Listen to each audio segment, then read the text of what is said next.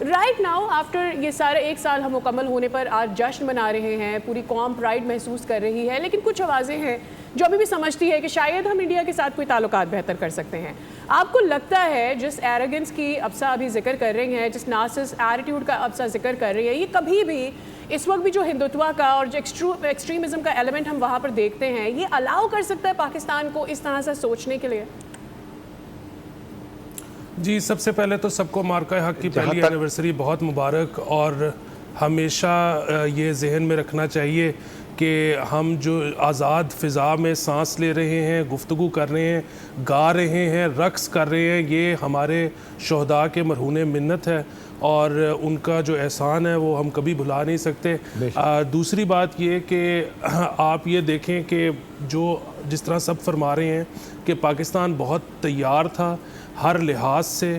یہ جو تیاری تھی یہ 6-7 دن پرانی تیاری نہیں تھی کہ اچھا پتہ لگا کہ انڈیا شاید اٹیک کرنے لگا ہے تو تیاری کر لو.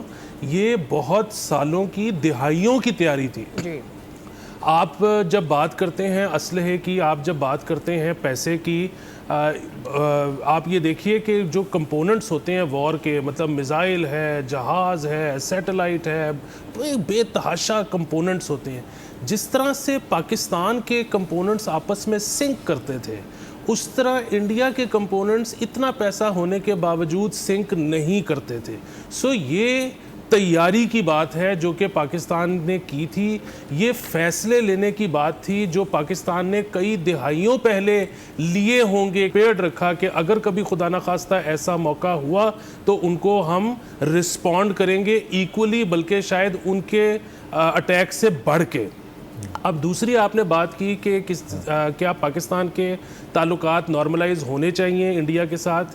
دیکھیں, جیسے آپ نے پہلے فرمایا کہ ہماری طرف سے اگریشن نہیں تھا, اگریشن انڈیا کی طرف سے تھا, اور وہ ایک لیٹن کا محاورہ ہے کہ whom gods would destroy they make them mad first.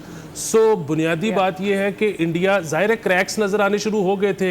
Bloomberg کی رپورٹ تھی اور اس طرح جدیرے جو اکنامک ہیں ان کی رپورٹس تھیں کہ انڈیا نمبرز فج کر رہا ہے, جو وہ اپنے گروتھ نمبرز دکھا رہا ہے ویسے ہے نہیں. لیکن بہرحال ان کا جو ہندوتوا میڈیا ہے اس کو بڑی اچھی طرح کاؤنٹر بھی کر رہا تھا.